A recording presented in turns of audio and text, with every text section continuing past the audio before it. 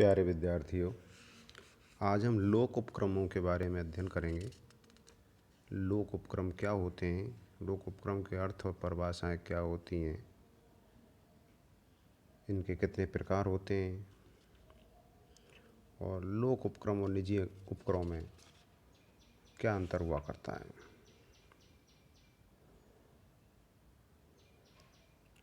लोक उपक्रम मूलतः सरकार के जो उद्यम हैं, जो सरकार के नियंत्रण में संचालित होते हैं, जो व्यापारिक गतिविधियां हैं, जो उत्पादन संबंधी गतिविधियां हैं या उद्योग और कृषि संबंधी जो सेवाएं हैं, जो सरकार के स्वामित्व में और नियंत्रण में संचालित होती हैं, वो लोक उपक्रमों के अंतर्गत आती हैं।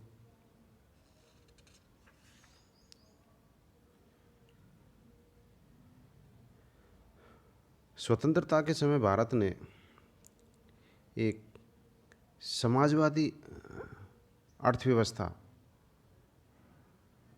की नीति अपनाने को उचित माना था।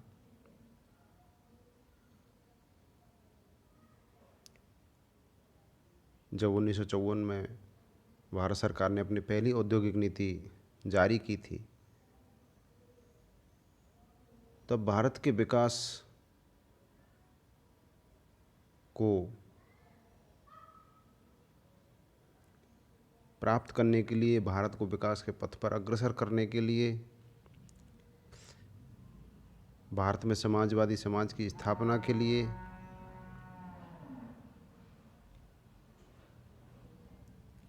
ये महसूस किया गया कि भारत की अर्थव्यवस्था एक समाजवादी अर्थव्यवस्था होनी चाहिए, जो ना तो पूर्णतः निजीकरण के रास्ते पर चले और ना ही पूर्णतः राष्ट्रीयकरण के रास्ते पर चले।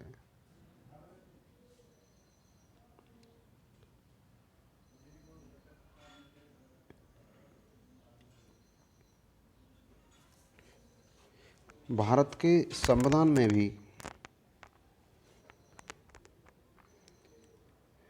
ये स्पष्ट किया गया कि राज्य के क्या कर्तव्य हो सकते हैं। आर्थिक औद्योगिक गतिविधियों के संबंध में राज्य के क्या कर्तव्य हो सकते हैं, इनको स्पष्ट किया गया है। अनुच्छेद 39 ये कहता है कि राज्य का कर्तव्य है कि वह अपनी नीति इस प्रकार निर्देशित करे कि देश के भौतिक साधनों का स्वामित्व एवं नियंत्रण तथा वितरण में सामान्य हितों का संवर्धन हो। अर्थात राज्य को ये निर्देश दिया गया है अनुच्छेद 39 में कि वह देश के जो भौतिक संसाधन हैं उनका इस प्रकार से स्वामित्व करे, उनको इस प्रकार से नियंत्रित करे, उनको इस प्रकार से वितरित करे कि वो जन सामान्य के हितों का संवर्धन करें। ऐसी आर्थिक प्रणाली के संचालन से जनहित के विरुद्ध संपत्ति और उत्पादन के साधनों का केंद्रीकरण नहीं हो। अर्थात संपत्ति और उत्पादन के जो साधन हैं वो कहीं किसी एक जगह केंद्रित नहीं हो जाएं। राज्य को नीति इस प्रकार बनानी चाहिए।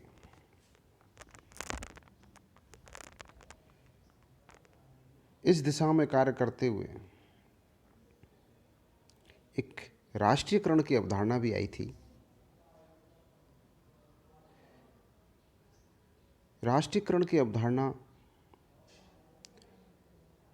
निजीकरण के द्वारा जो संपत्ति और उत्पादन के साधनों पर निजी क्षेत्र के लोगों का, निजी क्षेत्र के उद्यमियों का जो केंद्रीकरण हो जाता है संसाधनों पर, राष्ट्रीयकरण उसको कम करती है। राष्ट्रीयकरण की व्यवस्था में भूमि, संसाधन, उद्योग आदि का नियंत्रण और स्वामित्व राष्ट्र के हाथों में कर दिया जाता है।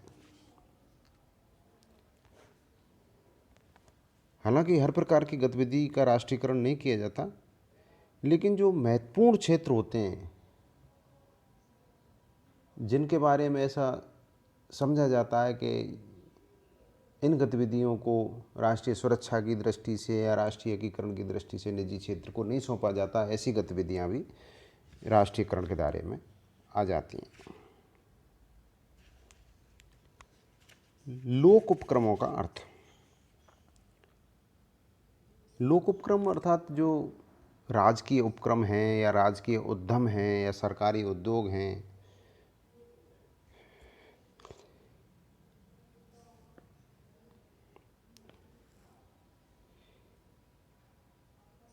ये लोक उपक्रम एक सरकारी संस्थान की तरह ही होते हैं, लेकिन उनसे प्रकृति में थोड़े अलग होते हैं।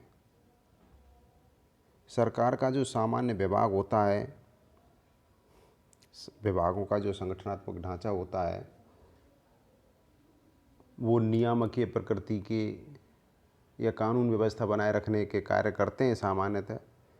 लेकिन लोक उपक्रम होते तो सरकार के अधीन ही हैं,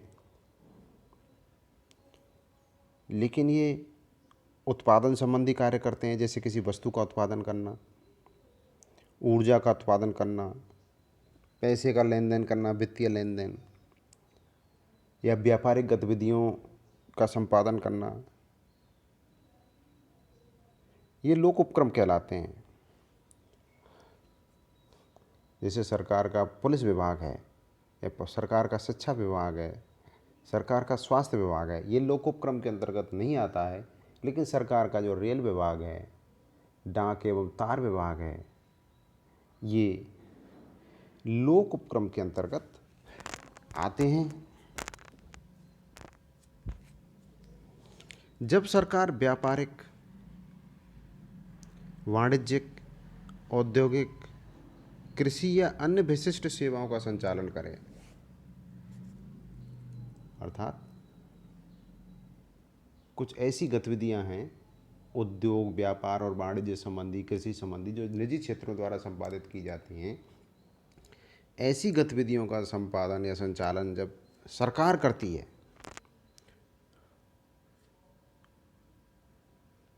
ऐसे संगठन स्थापित करती है जो इन गतिविधियों को संपादित करते हैं, और ये संगठन सरकारी तंत्र के मूल ढांचे में, जो मूल ढांचा होता है, जैसे सरकार का कार्य करने का तरीका है विभागीकरण।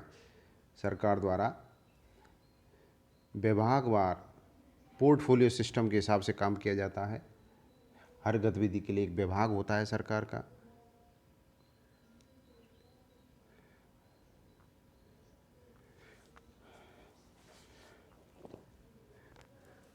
तो ऐसी गतिविधियां जो हैं, व्यापारिक, वाणिज्यिक, औद्योगिक गतिविधियां, ये सरकार के विभागीय ढांचे से थोड़ा पृथक रहकर अपना कार्य निष्पादित करती हैं। होती उसी के अधीन है, लेकिन कार्य प्रणाली थोड़ी अलग होती है, क्योंकि ये नियामकीय प्रकार के कार्य नहीं होते हैं, बल्कि यहाँ उत्पादन संबंधी और व्यापारिक गतिविधियों से संबंधित कार्य किए जाते हैं, और ये लोक उपक्रमों के अंतर्गत आते हैं। लोक उपक्रम की परिभाषा। A.H. हिंसन ने कहा है, लोक उपक्रम से आशय है कि सरकार के स्वामित्व एवं नियंत्रण के अंतर्गत चलाए जाने वाले औद्योगिक, कृषि, वित्तीय और व्यापारिक संस्थानों से है। अर्थात लोक उपक्रम में ये 4 गतिविधियां बताई हैं A.H. हिंसन ने। सरकार कोई उद्योग चलाती हो, सरकार कृषि संबंधी गतिविधियां संचालित करती हो, वित्तीय या व्यापारिक गतिविधियां संचालित करती है, तो वो लोक उपक्रम के अंतर्गत आती हैं। N.N. माल्या के अनुसार सरकार के स्वामित्व में, अर्थात मालिकाना हक सरकार का हो और सरकार का ही नियंत्रण हो, जब सरकार के स्वामित्व और नियंत्रण में स्वायत्तशासी या अर्ध स्वायत्तशासी कंपनियों और निगमों का संचालन किया जाता है और वे कंपनियां औद्योगिक या वाणिज्यिक क्रियाओं से संलग्न हों तो वो लोक उपक्रम कहलाती हैं।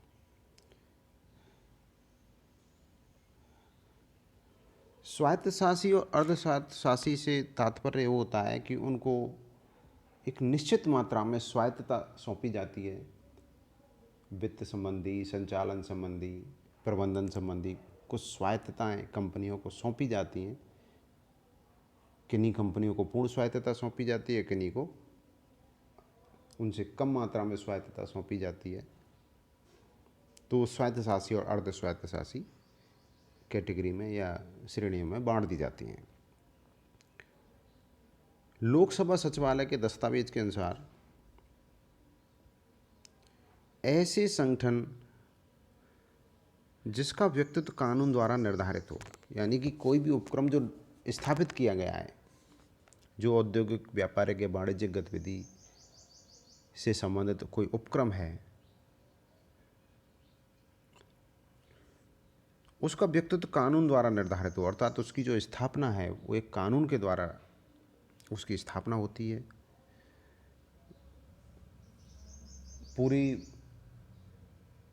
ढांचे को, गतिविधियों को, उद्देश्यों को कानून में परिभाषित कर दिया जाता है।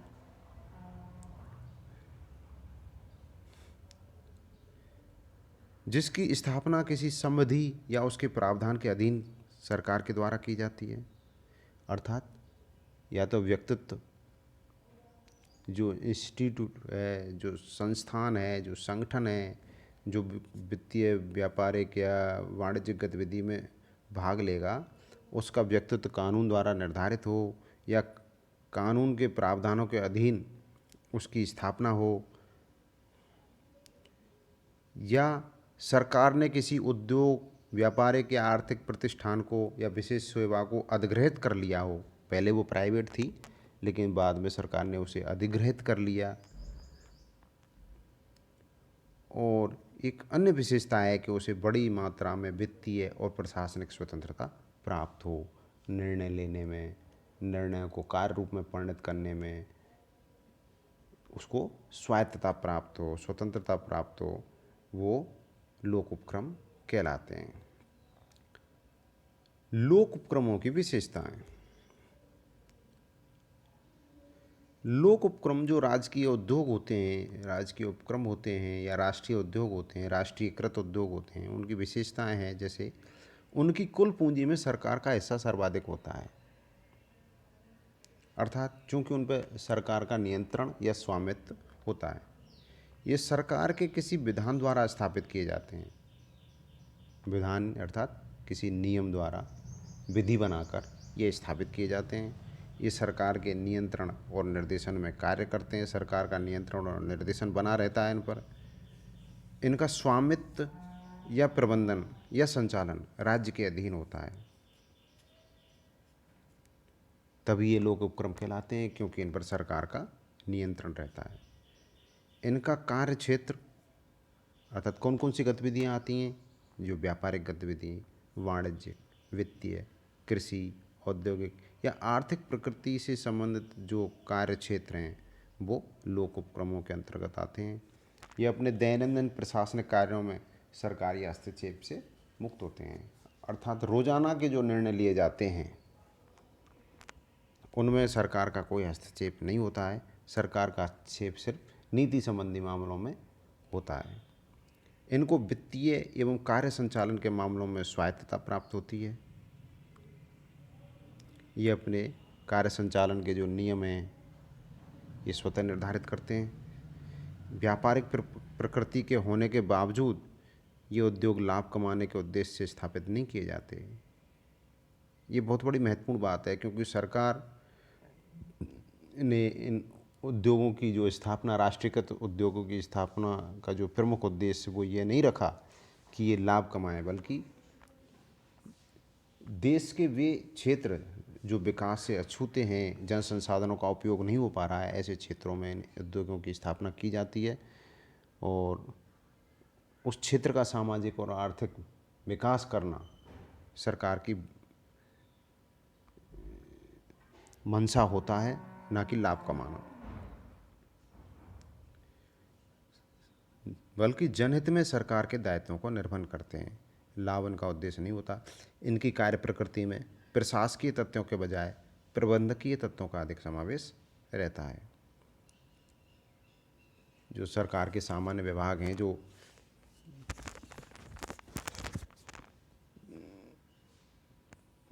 अपनी कार्यप्रणाली में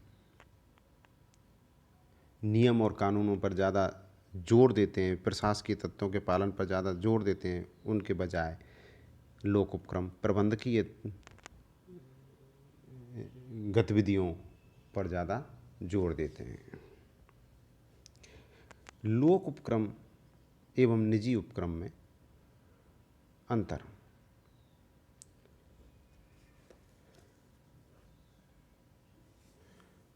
चूँकि भारत में मिश्रित अर्थव्यवस्था का मार्ग अपनाया गया है और भारत में सरकारी और निजी दोनों प्रकार के उपक्रमों का अस्तित्व है। निजी उपक्रम जो कि कुशलता, लाभ और अनुशासन के लिए तथा गुणवत्ता के लिए प्रसिद्ध हैं, वहीं सरकारी उपक्रम अकार्यकुशलता, अनुशासनहीनता और निम्न स्तरीय गुणवत्ता के पर्याय बन चुके हैं। इनकी कार्यप्रणाली, संगठन के नियमों और उनके उद्देश्यों में भी पर्याप्त अंतर पाया जाता है, जिसका हम अध्ययन यहाँ करते हैं। लोक उपक्रम ये समाजवादी समाज में लोक हित में संसाधनों को वितरित करने में सहायक है, क्योंकि लोक उपक्रम संसाधनों के केंद्रीकरण को रोकता है। लेकिन निजी उपक्रम पूंजीवादी समाज में व्यक्तिगत हितों की पूर्ति हेतु बनते हैं, क्योंकि निजी उपक्रम का सार्वजनिक हित से कोई मतलब नहीं होता। लोक उपक्रम का उद्देश्य लाभ कमाना नहीं रहता, लेकिन निजी उपक्रम का उद्देश्य लाभ कमाना ही होता है। लोक उपक्रम पूंजी एवं प्रबंध सरकार से प्राप्त करता है, जबकि निजी उपक्रम में पूंजी और प्रबंध निजी हाथों में होता है। लोक उपक्रम जनता के प्रति उत्तरदायी होते हैं, जबकि निजी उपक्रम जनता के प्रति उत्तरदायी नहीं होते। लोक उपक्रम की नीतियाँ, कानून एवं नियम सरकार से प्रभावित होते हैं, जबकि निजी उपक्रम की नीतियाँ, कानून सरकार से कम प्रभावित होते हैं। लोक उपक्रमों में उनकी कार्यप्रणाली में कोई गोपनीयता नहीं बरती जाती, लेकिन निजी उपक्रमों की कार्यप्रणाली में गोपनीयता बरती जाती है। लोक उपक्रमों में अंकेक्षण का कार्य चार्टर्ड अकाउंटेंट के साथ साथ नियंत्रक एवं महालेखा परीक्षक के स्तर पर भी किया जाता है।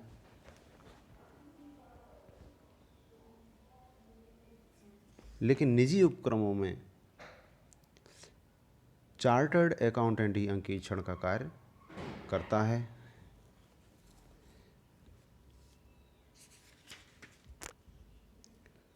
लोक उपक्रम लोक लेखा समिति और लोक उपक्रम समिति के नियंत्रण में होते हैं, लेकिन ये समितियां निजी क्षेत्र पर या निजी क्षेत्र के उपक्रमों पर अपना नियंत्रण नहीं करती। हालांकि लोक उपक्रमों को स्वायत्तता प्राप्त होती है, लेकिन महत्वपूर्ण और गंभीर प्रकृति के तथा नीतिगत निर्णय ये अपने प्रबंध के स्तर पर नहीं ले पाते। सरकार के स्तर तक ऐसे मामले पहुंच जाते हैं, जबकि निजी क्षेत्र में प्रबंधक शीघ्र निर्णय लेने के लिए स्वतंत्र होते हैं। लोक उपक्रमों की कार्यप्रणाली कठोर होती है और इनमें अकार्यकुशलता बनी रहती है, जबकि निजी उपक्रम लोचशील होते हैं, परिस्थिति के अनुसार अपने नियम और कार्यप्रणाली को बदलते रहते हैं। लोक उपक्रम लंबे समय तक घाटे में रह सकते हैं, क्योंकि इनका उद्देश्य लाभ कमाना नहीं बल्कि जनहित है। लेकिन निजी उपक्रम घाटे में आने पर शीघ्र बंद कर दिए जाते हैं, क्योंकि इनका प्रमुख उद्देश्य ही लाभ कमाना होता है। धन्यवाद।